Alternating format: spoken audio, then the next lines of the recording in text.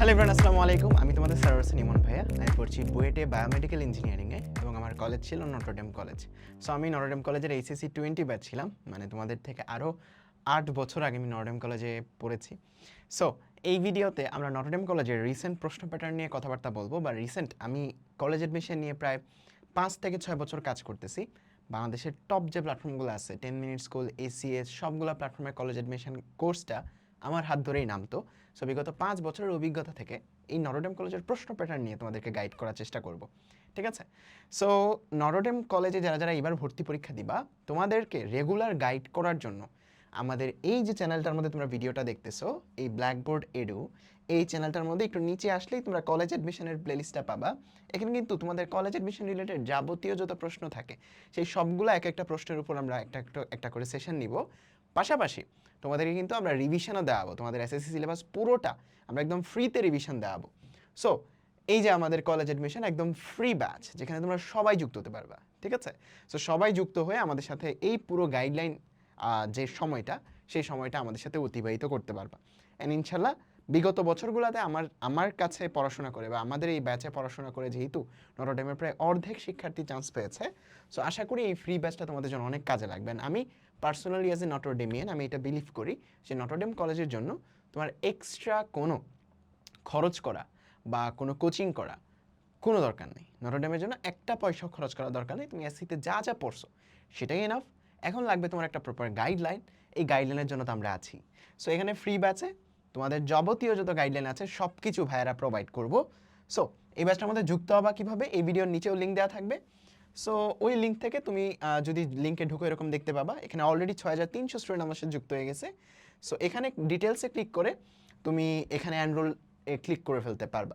So click করার পরে শুধুমাত্র এখানেই সীমাবদ্ধ থেকো না, এখানে তো সকল ক্লাসগুলো পাবা। পাশাপাশি আমাদের কমিউনিটিতে জয়েন করে ফেলবা, ঠিক আছে?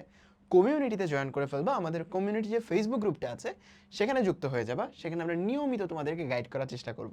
ওকে, সো অলরেডি সেখানে 5600 শিক্ষার্থী যুক্ত হয়ে গেছে আমাদের সাথে। ওকে, সো আজকের ভিডিওর আলোচনায় আসি। আমাদের অন্যান্য ভিডিওর আলোচনা অলরেডি এখানে আছে, যে ঢাকার নটরডেম কলেজে পড়তে খরচ কত হয় সেগুলো দেখে নিও। সো আজকের ভিডিওতে আমরা যে জিনিসটা নিয়ে আলোচনা করব, যে নটরডেম কলেজের প্রশ্ন প্যাটার্ন বা হলি ক্রস কলেজের প্রশ্ন প্যাটার্নও similar, but Holy Cross college নিয়ে আর ডিটেলস আর একটা ভিডিও বানাবো। যারা হলি ক্রস কলেজের আছো তোমরা একদমই মন খারাপ করিও না। সো এই প্রশ্ন প্যাটার্নটা নিয়ে আলোচনা করব। সো নটরডেম কলেজে প্রশ্ন হতে পারে দুই রকমের, একটা হয় শুধু এমসিকিউ, অথবা তোমার পরীক্ষা হবে লিখিত পরীক্ষা, বুঝছো? সো এমসিকিউ আর লিখিত পরীক্ষা এই দুইটার মধ্যে আসলে সুইচ করে নটরডেম কলেজ সবসময়। 2 বছর এমসিকিউ নেয়, পরবর্তী 2 বছর আবার রিটেন পরীক্ষা নেয়, এরকমভাবে সুইচ করে। সো নটরডেমের প্রশ্ন প্যাটার্ন এক্স্যাক্টলি কী হবে সেটা নটরডেমের টিচাররাও বলতে পারে না। এটা আমাদের টিচাররা আমাদেরকে বলতো, যে টিচাররাও বলতে পারবে না যে নটরডেমের প্রশ্ন প্যাটার্নটা কেমন হবে। এক একবার এক এক রকম প্রশ্ন প্যাটার্ন তারা করে রাখে। সো মনে রাখতে পারো যে তোমাদের এই নটরডেম কলেজের পরীক্ষাটা হবে হচ্ছে 1 ঘন্টার একটা পরীক্ষা, ঠিক আছে? পরীক্ষার টাইম কত হবে? পরীক্ষার সময় হবে 1 ঘন্টার একটা পরীক্ষা হবে তোমার। 1 ঘন্টার একটা পরীক্ষা হবে। ভর্তি পরীক্ষা যেটা আছে নটরডেম কলেজে এসেই তোমাকে দিতে হবে, অনলাইনে অ্যাপ্লিকেশন তুমি করতে পারবা, সেগুলোর প্রসেস আমরা সামনে তোমাদেরকে এক্সপ্লেন করবো। সো 1 ঘন্টার 60 মিনিটের পরীক্ষাতে কত মার্কসের পরীক্ষা তোমাকে নিতে পারবে? সো বিগত বছরগুলোতে, মানে বিগত 6-7 বছর 8 বছরে আমি যেটা দেখছি, যে নটরডেমের পরীক্ষাটা হয় হচ্ছে 40 থেকে 60 মার্কসের মধ্যে, বুঝছো? এক বছর এক একটা হয়, এক বছর এক মার্কস হয়। যেমন গত বছর ছিল 40 মার্কস, এর আগের বছর ছিল 50 মার্কস, এর আগের বছর ছিল 60 মার্কস, ঠিক আছে? সো 40 থেকে 60 মার্কসের মধ্যে তোমার এই মার্কসটা থাকে। 40 থেকে 60 মার্কসের মধ্যে তোমার মার্কসটা থাকে। সিলেবাস কতটুকু থাকবে? সিলেবাস থাকবে হচ্ছে তোমার এসএসসির যে শর্ট সিলেবাস, সেই শর্ট সিলেবাস থাকবে তোমার সিলেবাস, বুঝছো? এসএসসির যে শর্ট সিলেবাস, সেই শর্ট সিলেবাস থাকবে তোমার সিলেবাস। ওকে, শর্ট সিলেবাস থাকবে তোমার সিলেবাস। ওকে, তার মানে ফুল সিলেবাস তোমাকে পড়তে হবে না, শর্ট সিলেবাসই তোমার জন্য এনাফ।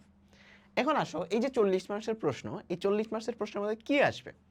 আগেই বললাম যে নটরডেম আসলে বারবার প্রশ্ন প্যাটার্ন চেঞ্জ করে। একবার 40 মার্কসের হয়তো এমসিকিউ নেয়, আরেকবার 40 মার্কসের মনে করো যে ফিলিং দ্য ব্ল্যাঙ্কস নেয়, মানে তোমার একটা খালি জায়গা রাখবে, সেটা তোমার পূরণ করতে হবে।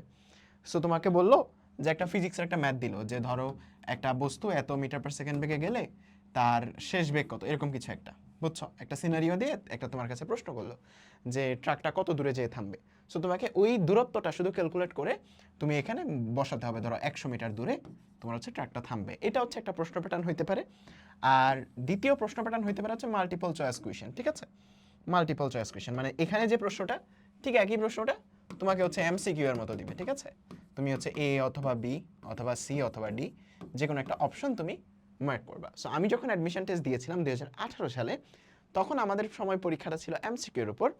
বাট রিসেন্ট 2025 সালে 2025 সালে যারা পরীক্ষা দিয়েছে তাদেরকে দিতে হয়েছে হলো এরকম ফিল ইন দ্য ব্ল্যাঙ্কস, মানে তারা মূলত লিখিত পরীক্ষার মতো পরীক্ষা দিয়েছে। একটা ছোট ছোট প্রশ্ন বা এক লাইনে উত্তর করার মতো প্রশ্ন বা এক ওয়ার্ডে উত্তর করার মতো প্রশ্ন, এইরকম 40টার মতো প্রশ্ন তোমার ওই জায়গাতে থাকে।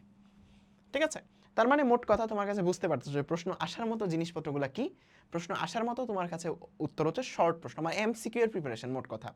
কারণ এমসিকিউ এর প্রস্তুতি নিলে তুমি আসলে এই শর্ট প্রশ্ন বা ফিলিং দ্য ব্ল্যাঙ্কস এগুলোর প্রিপারেশনও আসলে মোটামুটি হয়ে গেছে। কারণ এই জিনিসটা এমসিকিউ রূপে দিতে পারে অথবা তোমাকে এরকম শর্ট একটা ব্ল্যাঙ্ক জায়গা ফিল আপ করার মতো করেও দিতে পারে। ধরো এমসিকিউ আসলে তোমাকে দিবে বায়োলজির একটা প্রশ্ন যে আমাদের শরীরে হাড় কতগুলো, তুমি সেটা অপশনে উত্তর করবা। আর এখানে তোমাকে এরকমভাবে বলবা যে আমাদের শরীরে হাড়, এখানে একটা ড্যাশ দিল, এই ড্যাশটা তুমি পূরণ করবা যে এতগুলা। সো মোট কথা তোমার প্রিপারেশনটা হওয়া উচিত এমসিকিউ এর প্রিপারেশন বা এমসিকিউ বেসড প্রিপারেশন। ঠিক আছে, সো এমসিকিউ এর প্রিপারেশন দিলেই তুমি আসলে এই জিনিসটাও পারবা। এখন আসলে সাবজেক্ট ওয়াইজ ডিস্ট্রিবিউশনের কথা বলি যে এই 40 মার্কস, এই 40 মার্কস আসলে কোন জায়গা থেকে আসে। সো এই 40 মার্কস বা 50 মার্কস বা 60 মার্কস এইটা ফিজিক্স, কেমিস্ট্রি, হায়ার ম্যাথ, তোমার কিন্তু জেনারেল ম্যাথ থেকে কোনো প্রশ্ন আসে না। কই থেকে আসবে? Physics, physics, chemistry, higher math, general math পড়ারই দরকার নাই, বায়োলজি, বাংলা, ইংলিশ। আইসিডি থেকেও প্রশ্ন আসে না। হলি ক্রসের প্রশ্ন প্যাটার্ন একটু চেঞ্জ আছে, সেখানে হয়তো তোমাদের জিকে আসে মাঝে মধ্যে, নটরডেমও মাঝে মধ্যে জিকে দেয়, জেনারেল নলেজ 2-3টা প্রশ্ন দেয়। সো জিকেটা অপশনাল, এটা সার্কুলার দেওয়ার পরেই বলা যাবে যে জিকেটা থাকবে কিনা। সো আপাতত 2-3 মাস বাদ দিয়েই প্রিপারেশন নাও, সেটা হয়তো সার্কুলারের পরে সময়টা রিসেন্ট পত্রিকাগুলো পড়লেই হয়ে যাবে। সো আপাতত এই সাবজেক্টগুলো যেগুলো তোমরা এসসিতে পড়ছো, এই সাবজেক্টগুলোর প্রিপারেশন যদি নিতে পারো এনাফ। এখন আসো এখানে মার্কসগুলো কেমন থাকে। সবচেয়ে বেশি মার্কস এখান থেকে থাকে ফিজিক্স এবং হচ্ছে তোমার হায়ার ম্যাথে। সো ফিজিক্সে মনে করো তোমার 7 থেকে 8 মার্কস থাকে, হায়ার ম্যাথেও তোমার 7 থেকে 8 মার্কস থাকে, কেমিস্ট্রি আর বায়োলজিতে একটু কম, ধরো 6 থেকে 7 মার্কস, বায়োলজিতেও 6 থেকে 7 মার্কস।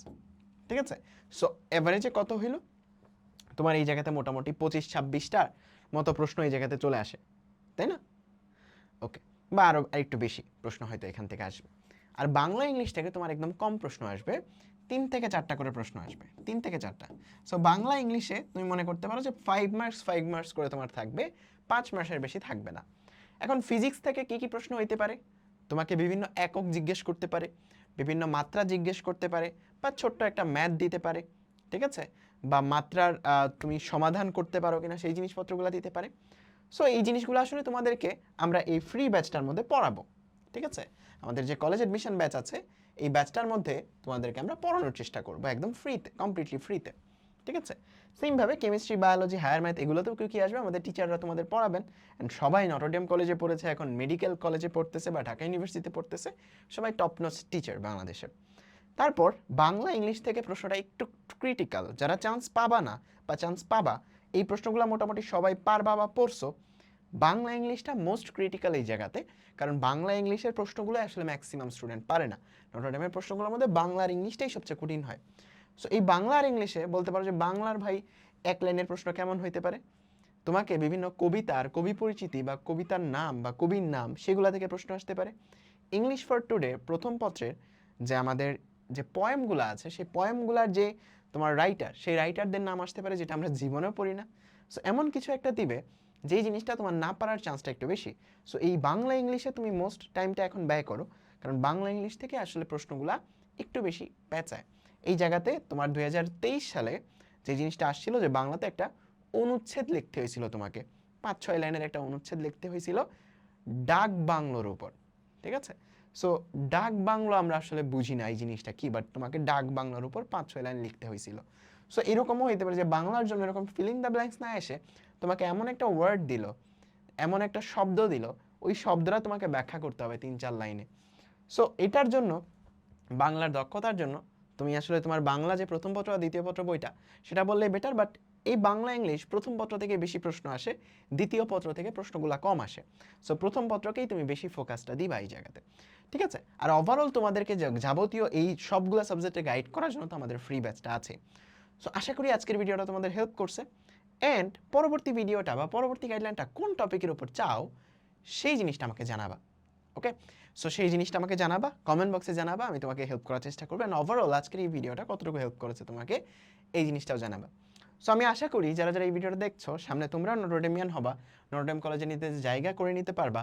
অ্যান্ড ওই এনভায়রনমেন্টটা আসলে খুবই মজার অ্যান্ড খুবই এনার্জেটিক একটা এনভায়রনমেন্ট। সবাই পড়াশোনার জন্য দৌড়াচ্ছে, সবাই পড়াশোনা করার জন্য আসলে একজন একজনকে মোটিভেট করতেছে।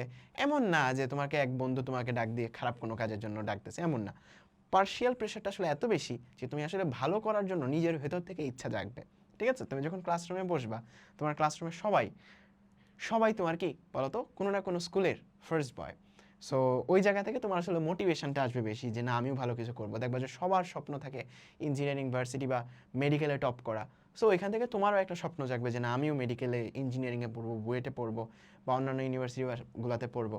সো তোমারও ওই স্বপ্নটা জাগবে। সো এই পার্শিয়াল প্রেশারের জন্য আসলে নটরডেম একটা বেস্ট একটা জায়গা। সো চেষ্টা করো সামনের কয়েকটা দিন এনজয় করবো অবশ্যই, এর পাশাপাশি একটু রিভিশনের মধ্যে থাকো। আশা করি তুমি তোমার স্বপ্নটা পূরণ করতে পারবা। অ্যান্ড এই ভিডিওতে একটা কমেন্ট করে যাও যে ইনশাল্লাহ তুমি চান্স পাবা। অ্যান্ড চান্স পাওয়ার পরে তুমি এসে একটা কমেন্টে সেটা রিপ্লাই দিও যে না ভাই আসলেই পেয়েছি, ঠিক আছে? সো আমি দোয়া করি তোমরা যারা এই ভিডিওটা দেখছো সবার স্বপ্নই সত্য হোক অ্যান্ড সবাই এরকম একটা রুল পাও যে 1 to 8 সামথিং সামথিং সামথিং, ঠিক আছে? সো এই জায়গাতে তোমার রোলটা হবে হচ্ছে 1 to 8, তারপর হবে তোমার গ্রুপের নাম্বার অ্যান্ড তারপর তোমার রোল। সো আশা করি সবাই এরকম একটা রোল পাবা অ্যান্ড নটরডেমে তোমাদের স্বপ্নটা সত্যি করতে পারবা। সো তোমাদের জন্য আরেকটা অ্যানাউন্সমেন্ট, সেটা হচ্ছে আমি বিগত 5 বছর যাবৎ অনলাইনে ফিজিক্স এবং আইসিটি পড়াচ্ছি।